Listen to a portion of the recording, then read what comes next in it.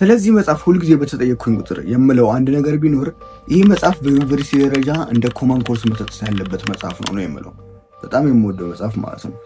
ያው ተንበዩ ላይ ታችሁታል ብዬ አስባለሁ። መጽሐፉን በደንብ ለማሳየት ያህል ቲንኪንግ ግሮው ሪች ወይም ደግሞ በአማርኛው አስበህ ሀብታም ሁን ባይ ናፖሊዮን ሂል። ይህ መጽሐፍ እኔ ጋር በትርጉም ነው ያለው። በጣም የቆየ መጽሐፍ ነው። እኔ ጋር ራሱ ከገዛሁት በጣም ቆይቷል። የበፊት መጽሐፍ ነው።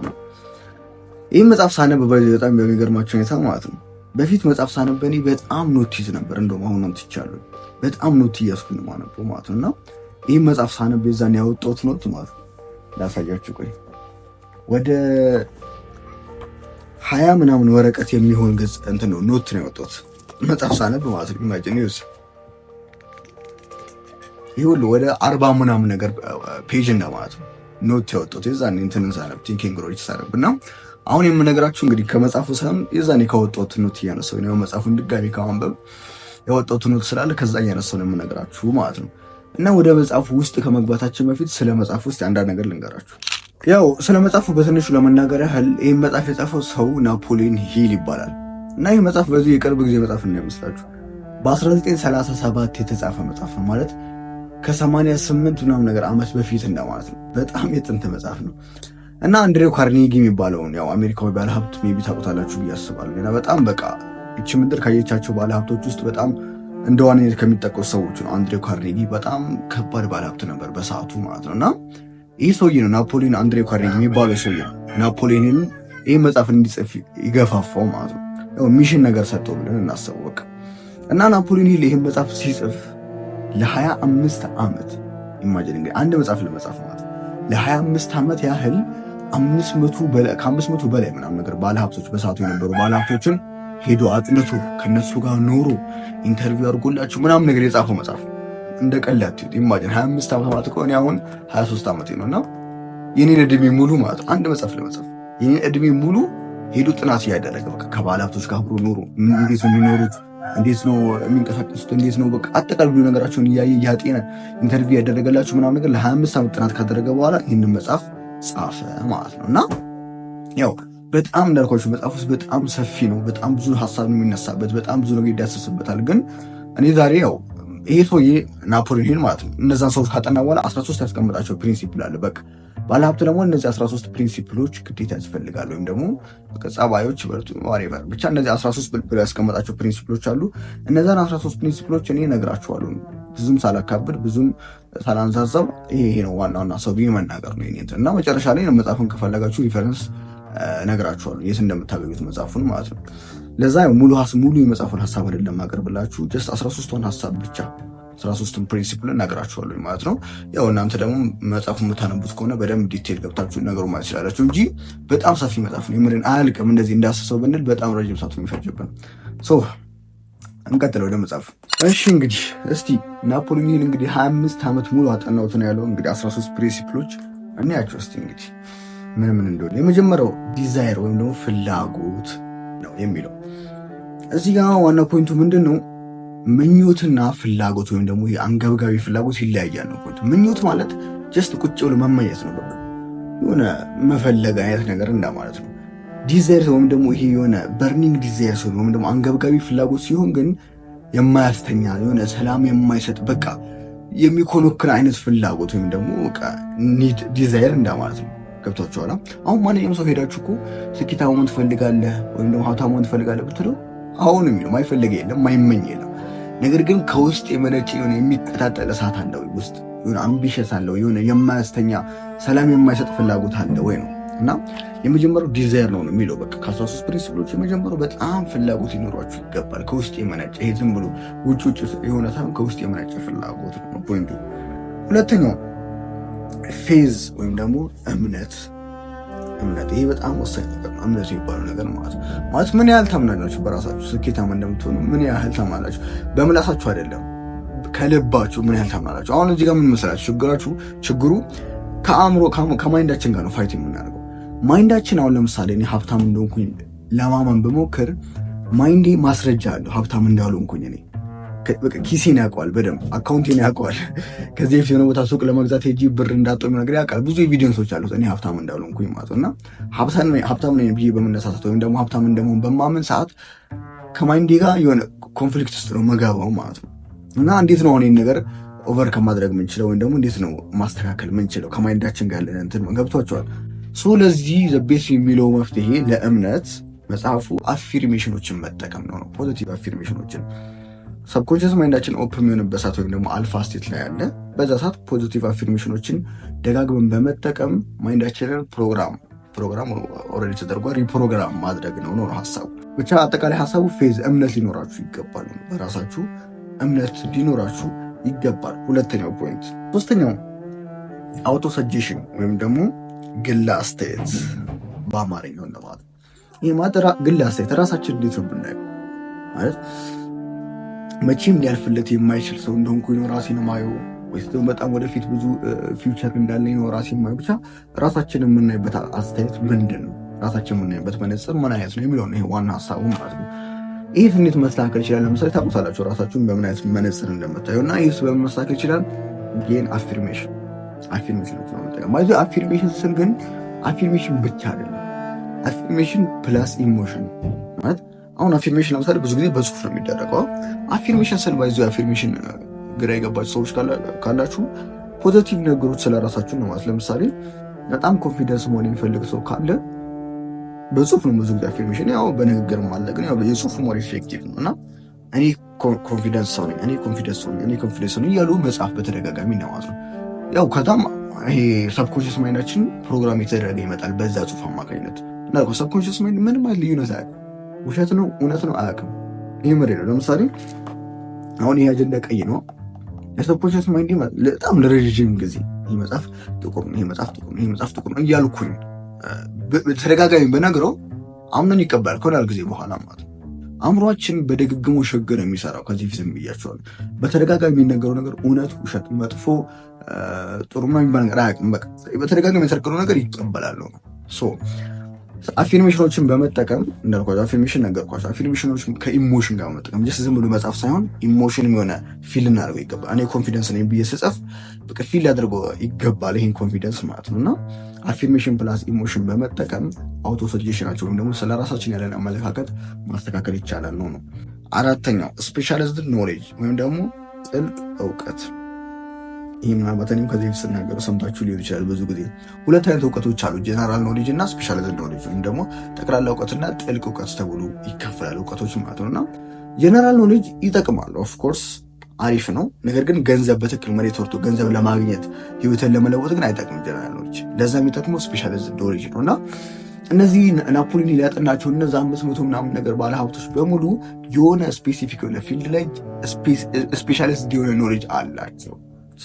እናንተ የሚምላችሁ ነገር ቢኖር በአንድ ፊልድ ላይ ስፔሻሊስት የሆነ ኖሌጅ ይኑራችሁ ነው ፖይንቱ። አምስተኛው ኢማጂኔሽን ወይም ደግሞ ምናብን ነው ማለት ነው በአማርኛው ማለት ነው። ይህ ባጭሩ መሰላችሁ በቃ ኢማጂኔሽናችሁን በመጠቀም የሆነ ስትራቴጂ ፈጠሩ ወይም የሆነ ፕላን አውጡ ነው ማለት። መጽሐፉ እንደሚለው ከሆነ ሁለት አይነት ኢማጂኔሽን ወይም ደግሞ ምናብ አለን ብሎ ይለናል መጽሐፉ። ሲንቴቲክ ኢማጂኔሽን እና ክሪኤቲቭ ኢማጂኔሽን የሚባሉ ሁለት አይነት ኢማጂኔሽኖች አሉና ይህ ሲንቴቲክ ኢማጂኔሽን የሚባለው አዲስ ነገር የመፍጠር አቅም የለውም ማለት አዲስ ነገር አይፈጥርልም። ግን ከዚህ በፊት ኤግዚስት የሆኑ ነገሮች ነው ከዚህ በፊት ያሉ ነገሮችን በመገጣጠም የሆነ የተለየ ነገር የመፍጠር አቅም አለው። ክሪኤቲቭ ኢማጂኔሽን የሚባለው የአእምሯችን ክፍል ግን ወይም ደግሞ የኢማጂኔሽን ክፍል አዳዲስ ነገር የመፍጠር አቅም አለው ብሎ ይለናል። እነዚህን ሁለቱ የኢማጂኔሽን ክፍል በመጠቀም ስትራቴጂ ማውጣት ይኖርባቸዋል ወይም ደግሞ ፕላን ማውጣት ይኖርባቸዋል ነው ሀሳቡ የኢማጂኔሽን። አምስተኛው ስድስተኛው ኦርጋናይዝድ ፕላኒንግ ወይም ደግሞ የተደራጀ እቅድ። ያው ይህም ከላይኛው ጋር የሆነ የተያያዘ ነገር አለው። እቅድ ያስፈልጋቸው በቃ የሆነ ባለ ሀብታም ለመሆን ስትነሱ፣ ወደፊት ስኬታማ ለመሆን ስትነሱ የተደራጀ እቅድ ያስፈልጋል። እቅድ አይደለም ቢሎ የተደራጀ እቅድ ያስፈልጋቸዋል። እና የሆነ ስራ አስባችሁ እቅድ አውጥታችሁ ጉዟችሁ ስትጀምሩ ይላል እቅዱ ቢከሽፍባችሁ ደግሞ ቢበላሹ ነገር ባይስተካከልላችሁ ስራውን ሳይሆን መቀየር ያለባችሁ እቅዳችሁ ነው መቀየር ያለባችሁ። ችግሩ የሚኖረው እቅዳችሁ ጋር ነው። እና መጀመሪያ እንትን የሆነ ይሄ የተጠናና በደንብ የተረጋገጠ እቅድ ማውጣት ይኖርባቸዋል። ሜቢ እኮ በዛ እቅድ ላትሄዱ ይችላል። ከሆነ ጊዜ በኋላ የፈጣሪ ፍቃድ ሆኖ ሌላ መስመር እንትን ልትሉ ትችላላችሁ። ግን ቢያንስ እቅድ ያስፈልጋቸዋል። የምትሄዱበትን ቦታ ማወቅ ይኖርባቸዋልና ማለት ነው። ሰባተኛው ዲሲሽን ወይም ደግሞ ውሳኔም ለማለት ነው። ውሳኔ የመወሰን ጥበብ፣ ውሳኔ የመወሰን አቅም ማለት ነው። የወደፊት ህይወታችን ወደፊት የምንኖረው ህይወት ወደፊት ዕጣ ፈንታችን አሁን ቀን ተቀን ከምንወስናቸው ውሳኔዎች ጋር ዳይሬክትሊ ሆነ ኢንዳይሬክትሊ ሪሌት የሚያደርጉ ናቸው። ይህ ግልጽ ነው። ዛሬ እንዳለ በዚህ ቀን በቀን የምናደርጋቸው እንቅስቃሴዎች የውሳኔያችን እንትን ናቸው ማለት ምርጫ ነው። የኛ ምርጫ ነው። መወሰን የኛ ምርጫ ነው እና ውሳኔ በጣም እጅግ ወሳኝ ነገር ነው የሚለው ፕሮክራስቲኔሽን የውሳኔ ተቃራኒ ነው። በቃ አንድ ነገር መወሰን ከከበዳችሁ ፕሮክራስቲኔት እያደረጋችሁት ነው ማለት ነው እና ፕሮክራስቲኔሽን አስወግዳችሁ ውሳኔዎችን በተቻለ አቅም ፈጣን ውሳኔ መሆን አለባችሁ። ቶሎ ውሳኔ ወስናችሁ ለመቀየር ደግሞ ቀስ የምትሉ መሆን አለባችሁ ነው የሚለው መጽሐፉ እና ሰባተኛው ፕሪንሲፕል ውሳኔ ነው። ስምንተኛው ፐርሲስተንስ ወይም ደግሞ ጽናት ማለት ነው። ጽናት ሲባል ያው ግልጽ ነው። አሁን ለምሳሌ ወደ ሀብት ወደ ስኬት መንገድ በምንጀምርበት ሰዓት በጣም ብዙ ቻሌንጆች፣ በጣም ብዙ መሰናክሎች፣ ብዙ ችግሮች ያጋጥማሉ። ስፔሻሊ ደግሞ ኤርሊ ስቴጅ ላይ ስንሆን ማለት ነው እና ያው እንደሚባለው ማንም ሰው ወደ ስኬት ስትሄድ ወደ ከፍታ ስትወጣ እያጨበጨበ የሚሸኘው የለም። በቃ ብዙ ቻሌንጆች፣ ብዙ ችግሮች ይኖርባል እና ፐርሲስተንስ የሚባለው እነዛን ችግሮች እነዛን ቻሌንጆች ተቋቁመህ የማለፍ አቅም ማለት ነው። በቃ ችግር ያደረሰብህ ማለት እኮ አይደለም፣ ቻሌንጅ ያጋጠመህ ማለት አይደለም። ያጋጥማል፣ ግን እነዛን ችግሮች እነዛን ቻሌንጆች ተቋቁመህ ማለፍ መቻለ ጽናት እንዳለህ ማሳያ ነው እና ጽናት ግዴታ ነው። ይህ በዚህ መጽሐፉ በጣም የሚያነሳው ሀሳብ ምን መሰላችሁ? ትልቅ ቦታ ለመድረስ ከፍታ ላይ ለመድረስ ቻሌንጅ የሚባል ነገር ግዴታ ነው። በቃ ይሄ የተጻፈ ነገር ግዴታ ማለት ቻሌንጅን ወይ በዚህ እንደዚህ ልለፈው የሚባል ነገር ምንም ቻሌንጅ ሳይገጥመኝ ልለፍ የሚባል ነገር የለም። በቃ ግዴታ ያጋጥማቸዋል እና በዛ ሰዓት ጽናታችሁ ይታያል፣ ጽናታችሁ ይገመገማል። አቋርጣችሁ ትወጣላችሁ፣ በቀኝ ትላላችሁ፣ በቃ ተሸነፋችሁ እጅ ትሰጣላችሁ፣ ወይስ ደግሞ ያንን ቻሌንጅ ተቋቁማችሁ አልፋችሁ መሄድ ትችላላችሁ ነው። በዛ ነው ጽናት የሚለካው እና ጽናት እጅግ በጣም ወሳኝ ነገር እንደሆነ መጽሐፉ በሰፊው ይነግረናል ማለት ነው። ዘጠነኛው ፓወር ኦፍ ማስተር ማይንድ ወይም ደግሞ የላዕላይ አእምሮ ኃይል እንደማለት ነው። ይህ ባጭሩ ያው ሰፋ ያለ ኮንሰፕት ነው፣ ግን ባጭሩ ለእናንተ ለመግለጽ ያህል ቲም እንደማለት ነው። በቃ ብቻችሁን አትጓዙ። ከፍታ ቦታ ስትሄዱ፣ ትልቅ ቦታ ስትሄዱ፣ ወደፊት ወደ ስኬት ጉዞ ስትሄዱ ብቻችሁን አያዛለቃችሁ። ቲም ያስፈልጋችኋል። ከእናንተ አይዲያ ጋር ማች የሚያደርግ ቲም፣ ከእናንተ የሆነ ሀሳባችሁ፣ ድሪማችሁ፣ አላማችሁ፣ ፐርበዛችሁ አንድ የሆነ ቲም ያስፈልጋችሁ። ሁለቱም ከዛ በላይ ሰው ሆናችሁ በቲም ነው መጓዝ ያለባችሁ ነው ሀሳቡ። በቃ ባጭሩ ብቻችሁን ከሆነ በጣም ከብዙ ኦርጋናይዜሽኖች ጋር ከብዙ ቲሞች ጋር ነው ፋይት የምታደርጉት ወይም ደግሞ የምትፎካከሩት ማለት ነው። ሰው አይሆንም እንደዛ። ቲም ያስፈልጋቸው ነው ባጭሩ ማስተር ማይንድ ማለት ነው። እሺ 10ኛው ዘ ሚስትሪ ኦፍ ሴክስ ትራንስሚቴሽን ወይም ደግሞ የወሲብ ቅየራ ጥበብ በዚህ ማለት ነው። ይሄኛው እንትን 10ኛው ፕሪንሲፕል ብዙም አልገባኝም እኔም እንደ እውነቱ ማለት ነው። በጣም አንብቤዋለሁ፣ ብዙ ጊዜ ለመረዳት ሞክሬያለሁ፣ ግን የሆነ ብዙም ለመረዳት አልሞከርኩትም። ግን በተረዳሁት መጠን ምንድን ነው የሴክሹዋል ኤነርጂ በጣም ፓወርፉል የሆነ ኤነርጂ ነው እና ይህንን ኤነርጂ ደግሞ ጀስት ዝም ብሎ ከማባከን የሆነ ነገር ለመፍጠር እንጠቀምበት ነው ሀሳቡ። እና ስቢብ የገባችሁ ሰዎች ካላችሁም እንግዲህ በእናንተ በራሳችሁ መንገድ ተረዱት። እኔ ብዙም ስላልገባኝ ነው። እሺ 11ኛው የሰብኮንሽስ ማይንድ ወይም ደግሞ ድብቁ የአእምሮ ክፍል ኮኔክሽን ሊንክ ነው የሚባለው። ይሄ ማለት ነው ይሄ አገናኝ መስመር የሚባለው እንትን ሰብኮንሽስ ማይንድ። ያው ሰብኮንሽስ ማይንድ ከዚህ በፊትም ብዙ ጊዜ ሰምታችሁታል፣ ሜቢ አመባችሁም ሊሆን ይችላል። ሰብኮንሽስ ማይንድ ያው ሁለት አይነት ማይንድ አለን እኛ፣ ኮንሽስ ማይንድ እና ሰብኮንሽስ ማይንድ የሚባሉ ማለት ነው። ያው ኮንሽስ ማይንድ ማለት ይሄ አስበን አውቀን የምናደርጋቸው ነገራቶች ሲሆኑ፣ ሰብኮንሽስ ማይንድ ግን ሳናስብ በፕሮግራሚንግ የምንንቀሳቀሳቸው ነገራቶች እንደማለት ነው። እና ያው ቀን በቀን እንቅስቃሴያችን ላይ በዚህ ቀን በቀን እንቅስቃሴያችን ላይ 95% እንቅስቃሴ የሚወስደው ሰብኮንሽስ ማይንድ ነው ማለት። ለምሳሌ ራሳችሁን ውስጥ ቀን በቀን በምታደርጉት እንቅስቃሴ አሰባችሁት የምታደርጉት ነገር በጣም ትንሽ ነው፣ 5% ኮንሽስ ማይንድ ማለት ነው። ቀሪው 95% በሰብኮንሽስ ማይንድ ነው፣ ሳናስበው ነው የምናደርገው። ለምሳሌ እኔ አሁን ሳወራ እያሰብኩኝ አይደለም፣ የሆነ እጄን ሳንቀሳቀስ እያሰብኩኝ አይደለም፣ አይኔን እያሰብኩኝ አይደለም እንትን ብለው ማርገበገቡ ተነስቼ የሆነ በር ከፍቼ ስወጣ እንዴት ነው ይሄ በር የሚከፈተው ላለው ጫማ ሳደርግ ልብስ ሳደርግ በቃ ሞስቱ ይሄ ቀናችን ላይ የምናደርጋቸው አብዛኞቹ ተግባራቶች በሰብኮንሽስ ማይንድ የሚመሩ ተግባራቶች ናቸው ነው። እና ሰብኮንሽስ ማይንድ ደግሞ ለስኬታችን በጣም ትልቅ ቦታ ያለው ነገር ነው። ይህንን ሰብኮንሽስ ማይንዳችን በአግባቡ ከተጠቀምነው በጣም ትልቅ ፓወር ነው።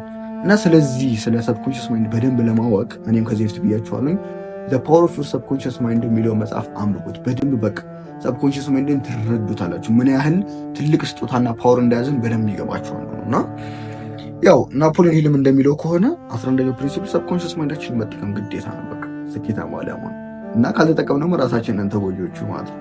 እና 11ኛው እንደዛ ነው። 12ኛው ብሬን ወይም ደግሞ አእምሮ እንደማለት ነው። ይሄ ከሰብኮንሽስ ማይንድ ብዙ ልዩነት የለውም፣ ግን ምንድነው ይሄ ፊዚካሉን ፓርት ነው የሚያወራው። ይሄ ብሬን የሚለው ፊዚካሉን ፓርት ሲሆን ያኛው ደግሞ ያው ማይንድ ፊዚካል ያልሆነውን ፓርት ማለት ነው። ደግሞ ሃርድዌር እና ሶፍትዌር ብላችሁ ያዙት። ይሄ ብሬን የሚባለው ሃርድዌሩን ፓርት ነው የሚያወራው፣ በደንብ ስለሱ ፓርት ነው የሚያወራው። ሰብኮንሽስ ማይንድ ወይም ደግሞ እነዚህ ማይንድ የሚባሉት ደግሞ ሶፍትዌር ፓርቶቹ ናቸው ነው እንጂ ይህን ያህል ብዙ ወጣ ያለ ልዩነት የለውም። 13ኛው ዘ ሲክስ ሴንስ ወይም ደግሞ 6ኛው ስሜት የሚባለው የመጨረሻው ፕሪንሲፕል። ይህ 6ኛው ስሜት ማለት ምን መሰላችሁ? ያው እኛ እንደተማርነው እንደምናውቀው 5 የስሜት ሕዋሳት ነው ያለን። እኛ ማለት አንድን እውቀት ወደ አእምሯችን የምናስገባው በ5 የስሜት ሕዋሳት ነው። በመዳሰስ፣ በምላስ፣ በአፍንጫ፣ በጆሮና በአይን 5 የስሜት ሕዋሳችን እነዚህ ናቸው። እና ናፖሊዮን ሂል እንደሚለው ከሆነ ግን 6ኛ ሴንስ አለን ማለት 6ኛ እውቀት የምናስገባበት ወደ አእምሯችን ሴንስ አለን ብሎ ነው የሚለው። ነገር ግን ይሄ ህግ የሚሰራው እነዚህን 12 ከላይ የተጠቀሱት ፕሪንሲፕሎች በደንብ አፕላይ እያደረግናቸው ስንመጣ፣ ሜዲቴሽን በደንብ እያበዛን፣ ጸሎት፣ ዱዓ ምናምን ነገር ይሄ በቅማት ስፒሪቹዋል ነገሮችን እያበዛን ስንመጣ ነው ይሄ ነገር የሚገለጥ ነው የሚለው ማለት ነው። እና ይሄ ስሜት ይሄ 6ኛው ስሜት የሚባለው ቦታው የቱ ጋር እንደሆነ ሳይንቲስቶችን እስካሁን አልደረሱበትም። ይሄን ያህል አስፈላጊ ነው ብሎም አላሰቡም ነው የሚባለው። ቦታው የቱ ጋር እንደሆነ አልታወቀም፣ ግን 6ኛ ስሜት አለ። ባጭሩ ምን መሰላችሁ? የ6ኛ ስሜት የሚባለው ገት ፊሊንግ እና ማለት ነው የሆነ ውስጣችሁ የሆነ የሚሰማችሁ አንዳንድ ስሜቶች ደመ ነፍስ ምናምን ነገር በቃ እንደዛ ነገር ብላችሁ አስቡትና 6ኛ ስሜት ይባላል። ይህን ስሜት ከተጠቀማችሁት በጣም ፓወርፉል ነው የሚለው። ግን ይህ መጽሐፍ እንትን ይሄ 6ኛው ስሜት የሚባለው የምትፈጥሩት ነገር አይደለም፣ በራሱ ግን የሚመጣ ነገር ነው። ግን እናንተ ለመቀበል ሬዲ ሆናችሁ ዝግጁ ናችሁ መጠበቅ ይኖርባቸዋል እንጂ የምትፈጥሩት ነገር አለ። የሆነ ሰዓት የሚመጣላችሁና የሆነ ውሳኔ ለመወሰን ስታስቡ ከውስጣችሁ ይሄ ነገር አትወስኑ ምናምን የሚላችሁ ነገር ይኖራል ውስጥ ስሜት ማለት ነው። እና ያ ነገር መስማት አለባችሁ ነው። እና ሀሳቡ ገት ፊሊንግ ነው። በቃ ባጭሩ እንደዛ ቢል አስረዳችሁ። ገት ፊሊንግ 6ኛው ስሜት እና ማለት ነው። እና እንግዲህ ናፖሊዮን ሂል ከ500 ምናምን በላይ ሰዎች ለ25 ዓመት ሙሉ አጥንቶ ያወጣቸው 13 ፕሪንሲፕሎች እነዚህን ይመስላሉ። እንዳልኳቸው እኔ ዝም ከላይ ዝም በትንሹ የነገርኳችሁ። መጽሐፍት ነው በደንብ ገብታችሁ ስታነቡ የማያነሳው አይነት ሀሳብ አለ። ይሄ 13ቱ አንዱ ፓርት ነው። በዚህ ገና ብዙ ደግሞ ያልተነሳ በጣም ብዙ እንትኖች አሉት መጽሐፉ ማለት ነው። እና በደንብ ገብታችሁ ብታነቡት ደግሞ በጣም ሞር ተጠቃሚ ትሆናላችሁ። እንዳልኳችሁ የበፊት መጽሐፍ ነው። በደንብ ስታስቡት እኮ ከ88 ዓመት በፊት የተጻፈ መጽሐፍ አሁን ላለንበት ዓለም ይጠቅማል ብላችሁ ታስባላችሁ? ማለት ፌድ ማድረግ ነበረበት እኮ በቃ የዛን ጊዜ የነበሩ ሰዎችን ጠቅሟል። አሁን ግን አዲስ ስትራቴጂ አዲስ ነገር ነበር የምጠብቁት፣ ግን አይደለም፣ ይሰራል። የዛኔ እንትን የተባሉ ስንትኖች አሁንም ድረስ ለዛ ነው መጽሐፉ አሁንም ድረስ ሰዎች ዘንድ ተፈላጊ ሆነው አሁንም ድረስ በሰዎች ዘንድ በደንብ የተነበበ ነው ማለት ነው። እና ያው ይህን መጽሐፍ ናኮች ከፈለጋችሁ ሃርድ ኮፒውን ከፈለጋችሁ ማንኛውም ቦታ ሄዳችሁ መጽሐፍ እንትን ቲንኪንግ ግሮች የማይዝ መጽሐፍ ቤት አይኖርም። በእርግጠኝነት ሁሉም ቦታ ታገኙታላችሁ። በትርጉም ከፈለጋችሁ ያለ ትርጉም ማለት ነው። ሶፍት ኮፒውን ከፈለጋችሁ ደግሞ ጉግል ላይ ገብታችሁ ኦሽን ኦፍ ፒዲኤፍ ብላችሁ ሰርች ታደርጋችሁ የመጣላችሁ ዌብሳይት ገብታችሁ ማንኛውም አይነት መጽሐፍ እዛ ማግኘት ትችላላችሁ። ሶፍት ኮፒ ለምትፈልጉ ሰዎች ማለት ነው። እና ግቡና በደንብ አንብቡት፣ በእርግጠኝነት ትጠቀሙታላችሁ ማለት ነው። እንግዲህ ቲንኪንግ ግሮው ሪች ባይ ናፖሊዮን ሂል ይህን ይመስላልባችሁ። ቪዲዮ ከጠቀማችሁ ላይክ፣ ሼር፣ ኮሜንት ማድረግ እንዳትረሱ። ማንኛውም ሀሳብ ጥያቄ ካላችሁ ኮሜንት ላይ አስቀምጡልኝ። ቸር ያገናኘን።